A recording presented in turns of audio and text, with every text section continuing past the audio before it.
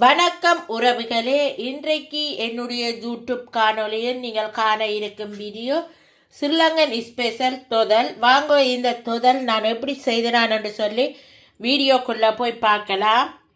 வீடியோக்குள்ளே போகிறதுக்கு முன்னால் ஃபர்ஸ்ட்டாக இந்த வீடியோ பார்க்குறீங்களா? அப்போ மறந்துடாமல் சப்ஸ்கிரைப் பண்ணிவிட்டு பக்கத்தில் இருக்கிற பெல் பட்டனையும் கிளிக் பண்ணிவிட்டு பாருங்கள். அப்போ தான் நான் போடுற வீடியோக்கள் எல்லாம் உங்களுக்கு உடனே நோட்டிஃபிகேஷனை வந்து சேரும். இப்போ வாங்க வீடியோக்குள்ளே போகலாம். தொதல் செய்கிறதுக்கு முதல்ல வந்து நாங்கள் அரிசியை ஊற வைக்க வேணும். சிவப்பு பச்சை அரிசி தான் நான் எடுத்திருக்கிறேன். ஸ்ரீலங்காவில் தொதல் செய்கிறேன்னா சிவப்பு பச்சை அரிசியில் தான் தொதல் செய்கிறது. இப்போ சிவப்பு பச்சை அரிசியை எடுத்து அரைச்சுண்டு அரிசி எடுத்து நான் ஊற வச்சு கழுவி எடுத்திருக்கிறேன். அரைச்சுண்டு அரிசின்னா 1/4 கிலோ அரிசி எடுத்திருக்கிறேன். இப்போ இதை நாங்கள் மாவாக்கிட்டு பார்க்கலாம்.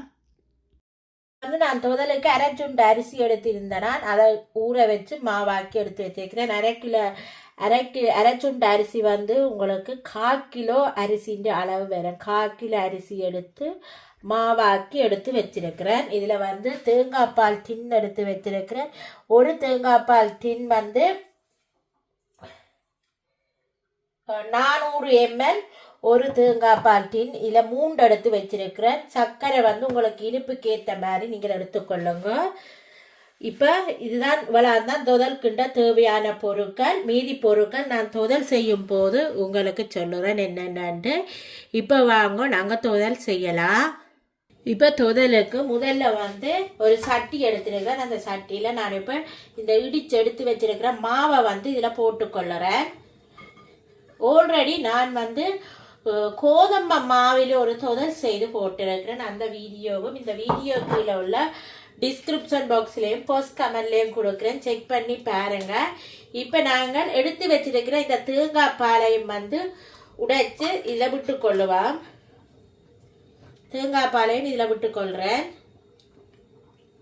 செய்ய அப்படி உங்களுக்கு விருப்பம் வேண்டாம். நீங்கள் தேங்காய் பால் செய்ய விருப்பம் இல்லைன்னா நீங்கள் உடன் தேங்காய் 3 தேங்காய் எடுத்து துருவி எடுத்து செய்யலாம். 1/4 கிலோ அரிசிக்கு 3 தேங்காய் சரியான அளவாக இருக்கும். இப்போ எல்லா தேங்காய் பாலையும் விட்டுட்டேன். இதை நல்லா கட்டியல் இல்லாமல் நல்ல வடிவாக நாங்கள் கரைச்சி எடுத்து கொள்ளுவோம். இந்த மாவில் ஒரு கட்டியும் இருக்கக்கூடாது. நல்ல வடிவாக நீங்கள் கரைச்சி எடுத்து கொள்ளுங்க. நாங்கள் கட்டியல் இல்லாமல் கரைச்சி எடுத்துட்டு பார்க்கலாம். இப்போ வந்து இதில் சர்க்கரை போடுறேன். நீங்கள் 1/2 கிலோ சர்க்கரை போட்டிங்களா இனிப்பு காணும். உங்களுக்கு எவ்வளோ தேவையோ நீங்கள் உங்களோட இனிப்புக்கு ஏற்ற மாதிரி நீங்கள் போட்டுக்கொள்ளுங்க. எனக்கு வந்து 1/4 கிலோ அரிசிக்கு 1/2 கிலோ சர்க்கரை காணக்கூடிய மாதிரி இருக்குது. இப்போ இந்த சர்க்கரையை நல்லா மிக்ஸ் பண்ணி கரைச்சி கொள்ளுவேன். இப்போ இந்த இனிப்பு எடுத்து கொடுக்குறதுக்காக நான் கொஞ்சமாக உப்பு போட்டு கொள்ளுறேன். ஒரு பிஞ்ச் அளவு உப்பு போட்டு கொள்ளுங்க. போட்டுட்டு இதை நல்லா கரைச்சி எடுத்துக்கொள்ளுங்க. இந்த சர்க்கரையில் வந்து கல் மண் இல்லாதபடியாக நான் அப்படியே போட்டிருக்கிறேன். நீங்கள் கல் மண் இருந்தால் சர்க்கரையை வந்து கரைச்சி போட்டு வடித்து விடுங்க. இப்போ நான் வந்து இப்போ தொதலுக்குன்றதுக்கு அடுப்பு போட போகிறேன். இப்போ நான் வந்து ஒரு ஹை ஃப்ளேமில் தான் நான் வச்சிருக்கிறேன் அடுப்பு. கொஞ்சம் வந்து தொதல் மாவு வந்து திக்காகின உடனே நீங்கள் அடுப்பை வந்து சிம்மில் வச்சுக்கொள்ளுங்க. இதை நல்லா கைவிடாமல் நல்ல வடிவாக மிக்ஸ் பண்ணி கொடுப்பேன். ஒரு 5 நிமிஷத்தால் பார்க்கலாம். இப்போ பார்த்தீங்கன்னா உங்களுக்கு தெரியும் திக்காகி கொண்டு வருது பாருங்கள். இந்த தொதல் மாவு இப்படி திக்காகி கொண்டு வருது. இப்போ நீங்கள் கை விடாமல் கிண்டி கொண்டே இருக்க வேணும் பாருங்கள். உங்களுக்கு பார்க்கவே தெரியுது. அப்படியே கை விடாமல் கிண்டி கொண்டு வருகிறேன் பாருங்கள். இப்படி திக்காகி கொண்டு வருதாண்டு. இன்னும் ஒரு 5 நிமிஷத்துக்கு பிறகு நீங்கள் அடுப்பை வந்து நல்லா கம்மி தீயில் வச்சுட்டு செய்யுங்க. அகலும் கம்மி தீயில் வைக்காதீங்க. ஒரு இடப்பட்ட இதில் வச்சுட்டு நீங்கள் இந்த தொதலாக கிண்டலாம். நீங்கள் இதை கை விடாமலே நல்லா மிக்ஸ் பண்ணிக்கொண்டே இருப்போம். உங்களுக்கு பார்க்க தெரியும் பாருங்க.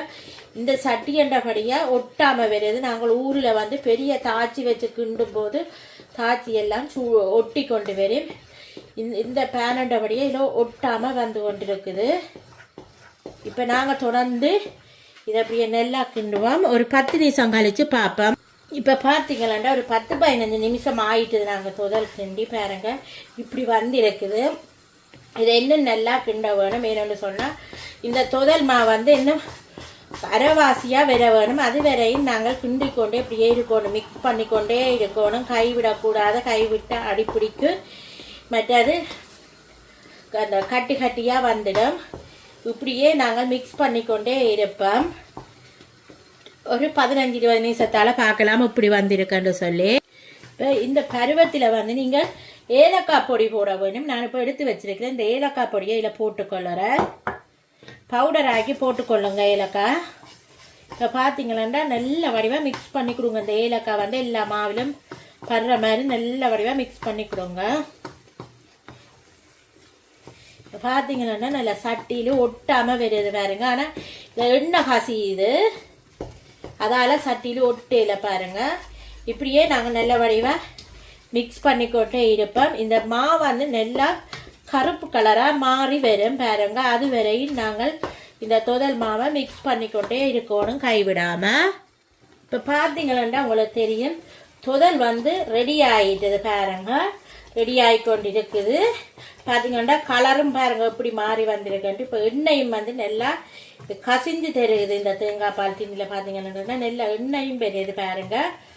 இப்போ நான் வந்து இந்த பருவத்திலேயே நான் வந்து பயரும் கஜுவும் போட போகிறேன். நாங்கள் ஸ்ரீலங்காவில் வந்து பயரும் கச்சானும் தான் கூடுதலாக துதலுக்கு போடுறது. உங்கள்கிட்ட கஜு இருந்தாலும் நீங்கள் போட்டுக்கொள்ளலாம். என்னடா கஜு இருக்கிறபடியே நான் கஜு போட்டுக்கொள்ளுறேன். இப்போ இதில் எடுத்து வச்சிருக்கிற பயறு தேவையான அளவு இதில் போட்டுக்கொள்ளுவோம். கொஞ்சம் கொஞ்சமாக போட்டு நல்லா மிக்ஸ் பண்ணி கொடுப்போம்.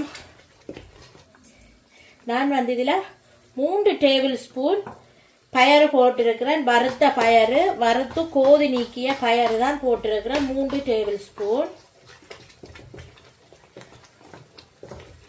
போட்டுட்டு இதை நல்லா மிக்ஸ் பண்ணுங்க கைவிடாம.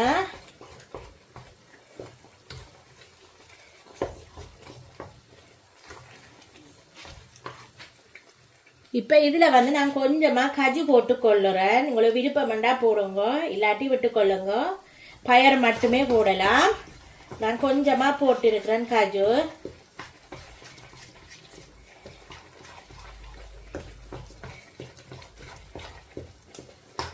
இப்போ வந்து இது இன்னும் ஒரு 10 நிமிஷத்துக்கு மிக்ஸ் பண்ணினீங்களாண்டா துதல் வந்து ரெடி ஆகிடும். 10 நிமிஷத்துக்கு பிறகு நாங்கள் பார்க்கலாம் எப்படி வந்திருக்கு துதலண்டு.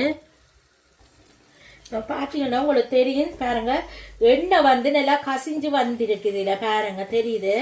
இப்போ இந்த எண்ணெயை நான் வந்து கொஞ்சமாக ஒத்தி ஒத்தி எடுக்க போகிறேன். என்னட்டா எண்ணெய் வந்து கணக்க இருந்தால் துதல் வந்து இங்கே வந்து குளிருக்கு துதலை வந்து எண்ணெய் இருந்தால் அந்த மேலால் ஒரு வெள்ளை படிஞ்ச மாதிரி வரும். அந்த எண்ணெய் வந்து உறைஞ்சா தேங்காய் எண்ணெய் உறைஞ்சி வெள்ளையா நிற்கும். அதே மாதிரி துதல்லையும் வந்து நிற்கும். இப்போ நான் வந்து இந்த எண்ணெயை வந்து ஒத்தி எடுக்க போகிறேன். எடுத்துட்டு உங்களுக்கு காட்டுறேன். இப்போ பார்த்தீங்கன்னு சொன்னால் துதல் வந்து ரெடி ஆகிட்டு நாங்கள் இப்போ அடுப்பு ஓஃப் பண்ணிட்டு ஒரு ரேயில் இதை போட்டுக்கொள்ளுவோம். இப்போ வந்து நான் இந்த ஆயில் பேப்பர் போட்டிருக்கிறேன். இப்போ இந்த ஆயில் பேப்பர் போட்டதுக்கு மேலே தான் வந்து நான் இந்த துதலை வந்து நான் கிள்ளி போட்டுக்கொள்ள போகிறேன். இந்த ஆயில் பேப்பர் வந்து இந்த எண்ணெயை இழுத்து கொள்ளுமன்றதுக்காண்டி நான் இப்போ இதில் போட்டுக்கொள்ளுறேன். நான் போட்டுட்டு உங்களுக்கு காட்டுறேன். இப்போ பார்த்தீங்கன்னா நான் துதலை வந்து இந்த ரேயில் போட்டுட்டேன் பாருங்க. இதில் வந்து இவ்வளோ எண்ணெயும் வந்திருக்கு பாருங்க. இன்னும் ஒத்தி எடுக்கலாம் எண்ணெய். இப்போ வந்து பார்த்தீங்கன்னா இந்த சைட் எல்லாம் எண்ணெய் வந்து கொண்டிருக்குது கறியெல்லாம் இந்த ஆயில் பேப்பரில் வந்து விழும். அதுக்கப்புறம் கரண்டி வச்சு நாங்கள் ஒத்தி ஒத்தி எடுக்க வேணும். இது வந்து நாளை தான் கட் பண்ணி பார்க்கலாம். இப்போ இது அப்படியே கூல் பண்ண வச்சுக்கொள்ளுவான். நாளைக்கு பார்க்கலாம் மீதியை.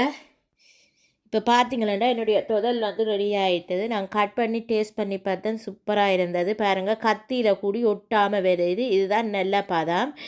இப்போ பார்த்தீங்களான்னு சொன்னால் நான் பீஸ் போட்டுட்டு உங்களுக்கு காட்டுறேன் பாருங்கள் எப்படி இருக்குன்னு சொல்லி. பாருங்கள் கட் பண்ணவே நைஸாக போகுது பாருங்கள் எப்படி இருக்குன்னு. நீங்களும் இந்த துதலை செய்து பாருங்க. இப்போ நான் உங்களுக்கு பீஸ் போட்டுட்டு காட்டுறேன். இப்போ பார்த்தீங்கன்னா சூப்பராக என்னுடைய துதல் வந்து ரெடியாக இருக்குது. கலர் கம்மியாக இருக்கிறபடியாக நீங்கள் இதனாலங்க நான் கருப்பு சக்கரை போட இல்லாதபடியாக தான் இப்படி கலராக இருக்குது. நீங்கள் கருப்பு சக்கரை போட்டிங்களேன்னா இன்னும் நல்லா கலராக எடுத்து கொடுக்கும். இப்போ பார்த்தீங்களேன்னு சொன்னால் என்னுடைய தொதலை பாருங்கள் எப்படி இருக்குன்னு சொல்லி, உண்மையிலேயே பாருங்கள் எப்படி இருக்குண்டு செம டேஸ்ட்டாக இருக்குது. நீங்களும் ஒரு முறை இதே மாதிரி செய்து பாருங்க. செய்து பார்த்துட்டு உங்களோட கமெண்ட்ஸை வந்து எனது கமெண்ட் பாக்ஸில் தெரிவியுங்க. இதே மாதிரி இன்னொரு ரெசிபியுடன் உங்களை சந்திக்கும் வரை உங்களிடமிருந்து விடைபெறுவது உங்கள் நான். Bye friends.